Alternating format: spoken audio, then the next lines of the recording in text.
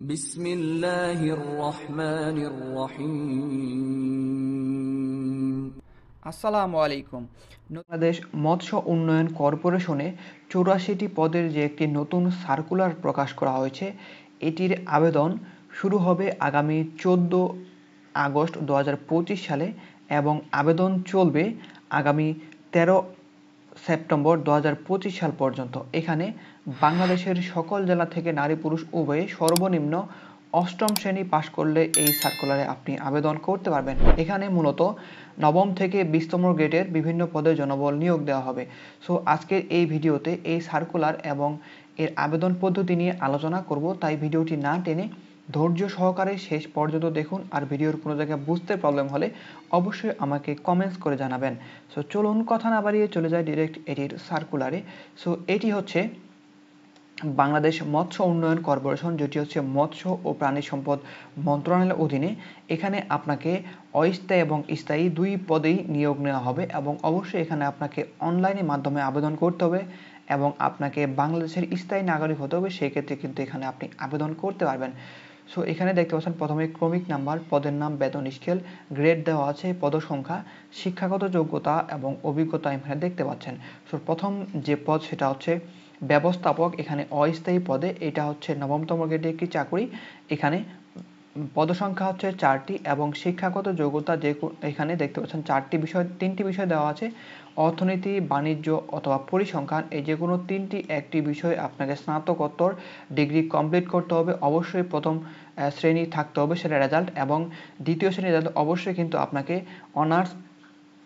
অনার্সে অবশ্যই আপনাকে দ্বিতীয় শ্রেণী বা সমমান সিজিপি নিয়ে আপনাকে উত্তীর্ণ হতে হবে। সেক্ষেত্রে কিন্তু এখানে আপনি আবেদন করতে পারবেন। এরপরে 2 নম্বর পদটি হচ্ছে প্রকৌশলী, এটা হচ্ছে স্থায়ী পদ। এটা হচ্ছে নবমতম গ্রেডের চাকরি। এখানে পদসংখ্যা হচ্ছে 1টি এবং শিক্ষাগত যোগ্যতা হচ্ছে বিএসসি ইঞ্জিনিয়ারিং ডিগ্রি, যেটা হচ্ছে ইলেকট্রিক্যাল এবং মেকানিক্যাল অথবা সংশ্লিষ্ট বিষয়। যদি আপনার 5 বছরের বাস্তব অভিজ্ঞতা সম্পন্ন থাকে সেক্ষেত্রে কিন্তু আপনি ডিপ্লোমা ইন ইঞ্জিনিয়ারিং করেও কিন্তু সেখানে আবেদনটা করতে পারবেন। সো এরপরে 3 নম্বর পদটি হচ্ছে তৃতীয় প্রকৌশলী, যেটা হচ্ছে স্থায়ী পদ। এটা হচ্ছে নবমতম গ্রেডের একটি চাকরি। এখানে পদসংখ্যা হচ্ছে 1টি এবং শিক্ষাগত যোগ্যতা আছে মেকানিক্যাল অথবা মেরিন ইঞ্জিনিয়ারিংয়ে বিএসসি ডিগ্রি অথবা প্রথম শ্রেণী মেকানিক্যাল ইঞ্জিনিয়ারিং ডিপ্লোমা সহ আপনাকে 3 বছরের চাকরির অভিজ্ঞতা থাকতে হবে। এছাড়াও যদি আপনি মেরিন ফিশারিজ একাডেমি থেকে মেরিন ইঞ্জিনিয়ারিং সার্টিফিকেট সহ যদি আপনার সার্টিফিকেট যদি থেকে থাকে সেক্ষেত্রে অবশ্যই আপনাকে 5 বছরের অভিজ্ঞতা সময় থাকতে হবে। সেক্ষেত্রে কিন্তু আপনি এখানে তৃতীয় প্রকৌশলীতে আবেদন করতে পারবেন। এরপরে 4 নম্বর পদটি হচ্ছে ফিশ প্রসেসিং টেকনোলজি, এখানে স্থায়ী পদ। এটা হচ্ছে নবমতম গ্রেডের চাকরি। পদসংখ্যা হচ্ছে এখানে 1টি এবং এখানে শিক্ষাগত যোগ্যতা প্রাণ রসায়ন অথবা মৎস্য বিজ্ঞান বা আপনাকে অবশ্যই প্রাণীবিদ্যায় স্নাতকোত্তর ডিগ্রি কমপ্লিট করতে হবে। অবশ্যই আপনার রেজাল্ট থাকতে হবে 2nd ক্লাস। সেক্ষেত্রে কিন্তু এখানে আপনি আবেদন করতে পারবেন।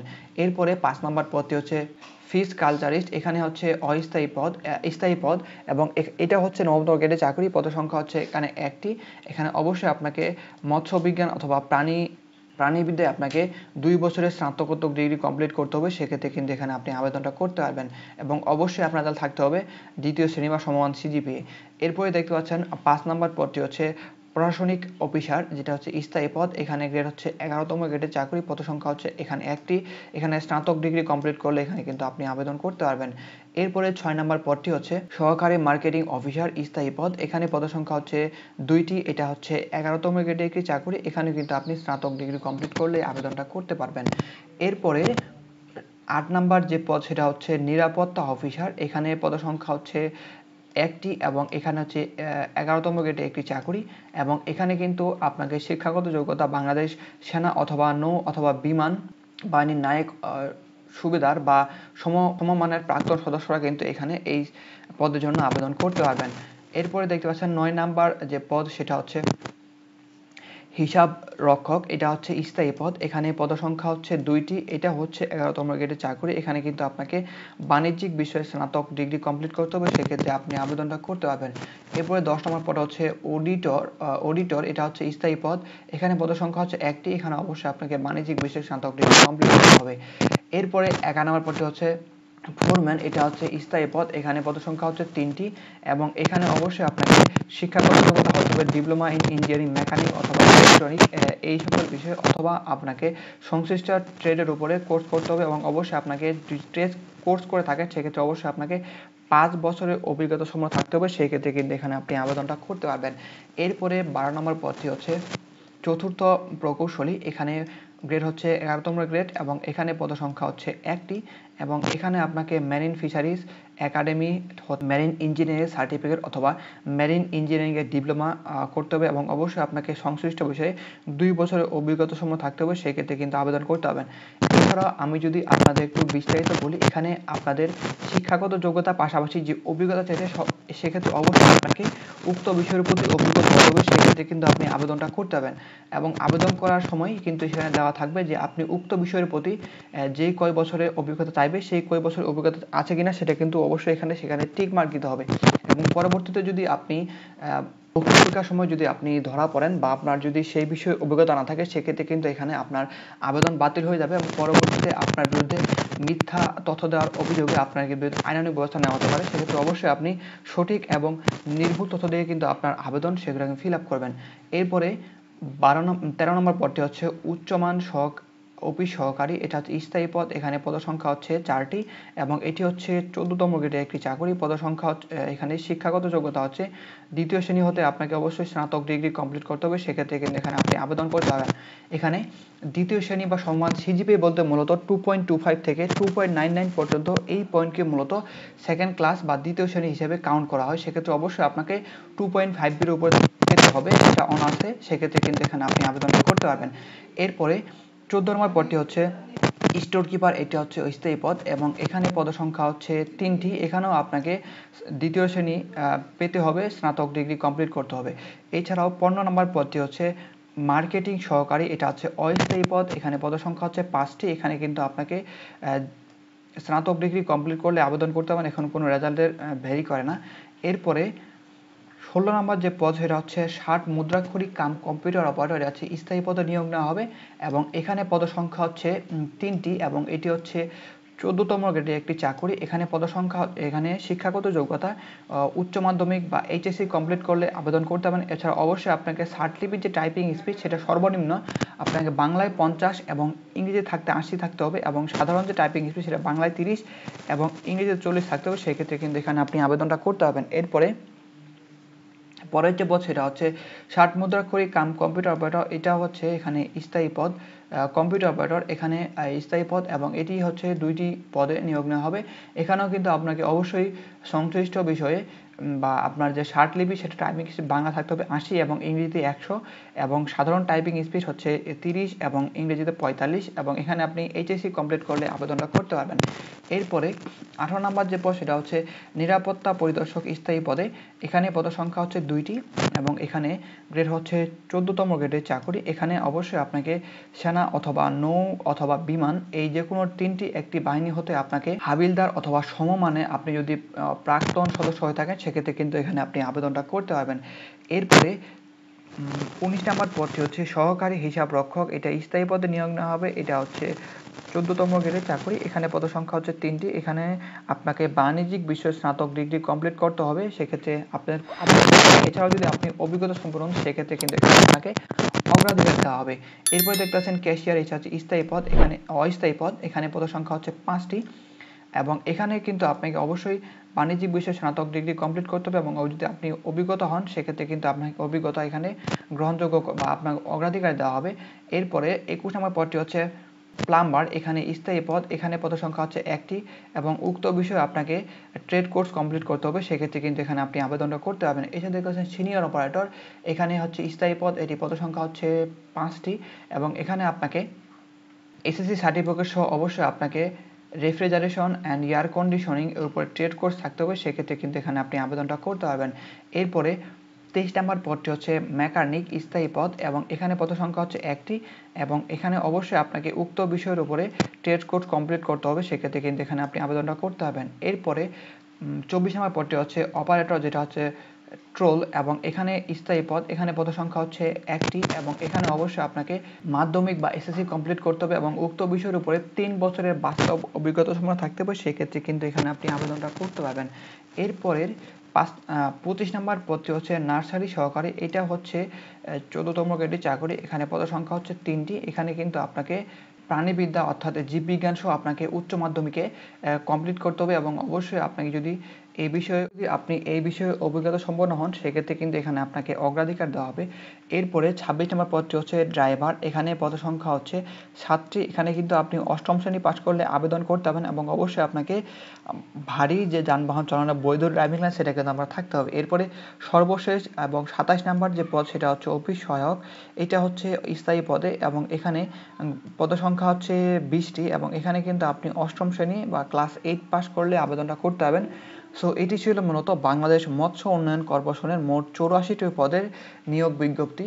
এখন যদি আমরা একটু নিচে দেখি, এখানে দেখতে পাচ্ছেন শর্ত দেওয়া আছে। শর্তের মধ্যে এখানে আপনি বাংলাদেশের সকল জেলা থেকে আবেদনটা করতে পারবেন এবং আপনার যে বয়স সেটা কিন্তু 18 থেকে 32 বছরের মধ্যে হতে হবে। এছাড়াও এখানে যদি আপনার বয়স কিন্তু কাউন্ট করা হবে 1 আগস্ট 2025 সালের মধ্যে কিন্তু আপনার বয়স হতে হবে 18 থেকে 32 বছরের মধ্যে। সেই ক্ষেত্রে কিন্তু এখানে আপনি আবেদনটা করতে পারবেন। এখানে আপনাকে অনলাইন ব্যতীত অন্য কোনো ওয়েতে কিন্তু এখানে আপনি আবেদন করতে পারবেন না এবং আপনি যখন আবেদন করবেন সেক্ষেত্রে অবশ্যই আপনাকে সঠিক এবং নির্ভুল তথ্য দিয়ে কিন্তু আপনার আবেদনটা ফিল আপ করতে হবে। আপনি যদি কোনো প্রকার অসম্পূর্ণ বা মিথ্যা কোনো তথ্য দেন সেক্ষেত্রে কিন্তু এখানে আপনার বিরুদ্ধে আইনানুগ ব্যবস্থা নেওয়া হবে। এছাড়াও দেখতে পাচ্ছেন আপনাকে মৌখিক পরীক্ষার সময় যে সকল কাগজপত্র নিয়ে যেতে হবে এখানে বিস্তারিত দেওয়া আছে, কোনগুলা সত্যায়িত করতে হবে এবং কোন কাগজপত্র আপনি যেতে হবে এখানে দেখতে পাচ্ছেন ক থেকে 6 পর্যন্ত বিস্তারিত দেওয়া আছে। আপনারা একটু কাইন্ডলি নিজ দায়িত্বে এখানে পড়ে নেবেন।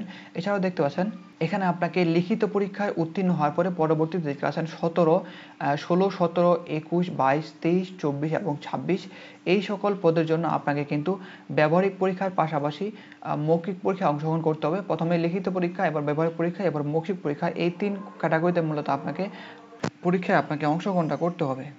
এরপরে নিচে দেখতে পাচ্ছেন এখানে দেওয়া আছে আপনাকে অনলাইনের মাধ্যমে আবেদন করতে হবে এবং দেখতে পাচ্ছেন আবেদনের লিঙ্ক দেওয়া আছে। আপনাদের সুবিধার্থে আমি ভিডিওর ডিসক্রিপশন বক্সে এটার লিঙ্ক দিয়ে রাখবো। আপনার এখানে ক্লিক করলে ডাইরেক্ট আপনি এই যে আবেদন সেখানে কিন্তু চলে যেতে পারবেন।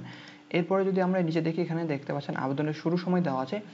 আবেদন শুরু হবে আগামী 14/8 বা 14 আগস্ট 2025 সালে সকাল 10টার পর থেকে আবেদন শুরু হবে এবং আবেদন চলবে আগামী 13 সেপ্টেম্বর 2025 সালে বিকেল 5টা পর্যন্ত। এখানে আপনি অনলাইনের মাধ্যমে আবেদনটা করতে পারবেন এবং আবেদনের 72 ঘন্টার মধ্যে যে টাকা সেটা কিন্তু আপনাকে পেমেন্ট করতে হবে। এছাড়াও এখানে যদি আমরা একটু নিচে দেখি, এখানে পেমেন্টের যে কত টাকা লাগবে এখানে আপনি দেখতে পাচ্ছেন 1 থেকে 5 নম্বর পদের জন্য আপনাকে মোট 223 টাকা এবং 6 থেকে 12 নম্বর পদের জন্য আপনাকে মোট 168 টাকা এবং এখানে 23 থেকে 26 নম্বর পদের জন্য আপনাকে 112 টাকা এবং 27 নম্বর পদের জন্য আপনাকে এখানে 56 টাকা টেলিটক-এর মাধ্যমে পেমেন্টটা করতে হবে। এবং পেমেন্ট কীভাবে করবেন তার এক্সাম্পল কিন্তু আপনার অ্যাপ্লিকেশন কপির দ্বিতীয় পেজে আপনি সেটা পেয়ে যাবেন। সেই এক্সাম্পল অনুযায়ী আপনি যদি এসএমএসটা পাঠিয়ে দেন সেক্ষেত্রে কিন্তু এখানে আপনার পেমেন্টটা হয়ে যাবে। এছাড়াও আমরা যদি একটু উপরে দেখি, এখানে দেখতে পাচ্ছেন ছবি এবং সিগনেচারের সাইজ দেওয়া আছে। আপনাদের সুবিধার্থে আমি ভিডিওর ডিসক্রিপশন বক্সে একটি ভিডিওর লিঙ্ক দিয়ে রেখেছি। এখানে দেখতে পাচ্ছেন ছবি এবং সিগনেচার রিসার্চ করার লিঙ্ক। এই লিঙ্কে ক্লিক করলেই অনলাইন এর মাধ্যমে কী হবে, আপনি আপনার ছবি এবং সিগনেচার রিসার্চ করতে পারবেন। তার বিস্তারিত ভিডিও সেখানে কিন্তু আপনি পেয়ে যাবেন। সো সেই ভিডিও দেখলে আপনি আপনার ছবি এবং সিগনেচার যে কোনো সাইজের করে নিতে পারবেন। এছাড়াও এখানে যদি আপনি দেখেন, আপনি যখন আবেদনটা করবেন আবেদন করার সময় অবশ্যই আপনি সঠিক এবং নির্ভুল তথ্য দিয়ে আবেদনটা ফিল আপ করবেন এবং ফিল আপ করার পরে ভালোভাবে দেখে নেবেন আপনার অ্যাপ্লিকেশন কপিতে কোনো যদি ভুল হয়ে থাকে সেক্ষেত্রে কিন্তু আবারও আপনি পুনরায় আবেদন করতে পারবেন। কিন্তু আপনি যদি পেমেন্ট করে ফেলেন সেক্ষেত্রে কিন্তু পরবর্তীতে আপনি আর কোনোভাবে চেঞ্জ বা এডিট করতে হবে না। সেক্ষেত্রে অবশ্যই আপনাকে পেমেন্ট করার আগে ভালোভাবে দেখে নিতে হবে যে আপনার সকল ইনফরমেশন ঠিক থাকলে পরবর্তীতে আপনি পেমেন্টে যাবেন। এখন দেখাবো কিভাবে আপনি এতে আবেদন করবেন। সো আবেদন করতে গেলে অ্যাট ফার্স্ট আপনাকে যে কোনো একটি ব্রাউজারে যেতে হবে এবং ব্রাউজারে গিয়ে আপনাকে সার্চ অপশনে গিয়ে লিখতে হবে bfdc.teletalk.com.bd লেখার পরে সার্চ দেবেন। সার্চ দেওয়ার পর দেখতে পাচ্ছেন এরকম একটা পেজ আপনাদের সামনে চলে আসবে। যেহেতু এখানে দেখতে পাচ্ছেন লেখা আছে এটি হচ্ছে তাদের ফ্রন্ট পেজ এবং যেহেতু আপনি আবেদন করবেন সেক্ষেত্রে দেখতে পাচ্ছেন এখানে অনগোয়িং সার্কুলার, নিচে দেখতে পাচ্ছেন সার্কুলার নাম্বার, এখানে আপনাদের যে ডেট সেটা দেওয়া আছে, মানে পাবলিশ ডেট দেওয়া আছে, সেখানে আপনি ক্লিক করবেন। সেখানে ক্লিক করার পর দেখতে পাচ্ছেন প্রথমে আপনি যদি এটির সার্কুলার দেখতে চান সেক্ষেত্রে কিন্তু এখানে ক্লিক করলে আপনি যে এই সার্কুলার সেটা কিন্তু সেখান থেকে গিয়ে দেখতে পারবেন সরাসরি। এছাড়াও যদি আপনি আবেদন করবেন সেক্ষেত্রে নিচে দেখতে পাচ্ছেন অ্যাপ্লিকেশন ফর্ম, এখানে ক্লিক করতে হবে। এখানে ক্লিক করার পরে পরবর্তীতে আপনাকে অবশ্যই কিন্তু 14 তারিখের পর থেকে এখানে আবেদনটা শুরু করতে হবে, সকাল 10টার পর থেকে। আপনি যখন এখানে যাবেন পরবর্তীতে আপনাকে আপনার সকল পদের নাম এখানে শো করবে। সো আপনি যেই পদে আবেদন করতে চান সেই পদের বাম পাশে সেখানে টিক মার্ক দিবেন এবং টিক মার্ক দিয়ে নিচে যাবেন, নিচে গিয়ে দেখতে পাবেন নেক্সট অপশন থাকবে, সেখানে ক্লিক করে দিবেন। সেখানে ক্লিক করার পরে পরবর্তী পেজে আপনি অল জবস প্রিমিয়াম মেম্বার নামে একটি অপশন পাবেন। সেক্ষেত্রে আপনি যদি মেম্বার হয়ে থাকেন সেক্ষেত্রে আপনি ইয়েস দিবেন এবং না হয়ে থাকলে নো দিবেন। এবং এটির মেম্বারশিপের সুবিধা হচ্ছে আপনি যে কোনো চাকরির আবেদন 1 মিনিটের মধ্যেই করে ফেলতে পারেন এবং সঠিক এবং নির্ভুল ওয়েতে আপনি আবেদনটা করতে পারেন। সেক্ষেত্রে আপনাদের সুবিধার্থে আমি ভিডিওর ডিসক্রিপশন বক্সে সেটির ভিডিওর লিঙ্ক দিয়ে রেখেছি, দেখতে পাচ্ছেন প্রিমিয়াম মেম্বার হওয়ার লিঙ্ক। এই লিঙ্কে ক্লিক করলে আপনি মেম্বার কীভাবে হবেন এবং এটির সুবিধা অসুবিধা সম্পর্কে বিস্তারিত সে ভিডিওতে দেওয়া থাকবে। আপনি সেই ভিডিও দেখলে ইনশাআল্লাহ ভালোভাবে বুঝতে পারবেন সেটির মেম্বারশিপ কীভাবে হতে হয় এবং এটির সুবিধা অসুবিধা সম্পর্কে। এছাড়াও আপনি যদি আমাদের মাধ্যমে যে কোনো চাকরির আবেদন অথবা মেম্বারশিপ নিতে চান সেক্ষেত্রে অবশ্যই স্ক্রিনে দেওয়া নাম্বারে আমাদের সাথে যোগাযোগ করুন। আপনাদের যে কোনো চাকরির আবেদন আমরা করে দেওয়ার চেষ্টা করব ইনশাআল্লাহ। সো আজকের ভিডিও এ পর্যন্তই, দেখা হবে অন্য কোনো এক ভিডিওতে। সেই পর্যন্ত সবাই ভালো থাকবেন, সুস্থ থাকবেন। আল্লাহ হাফেজ।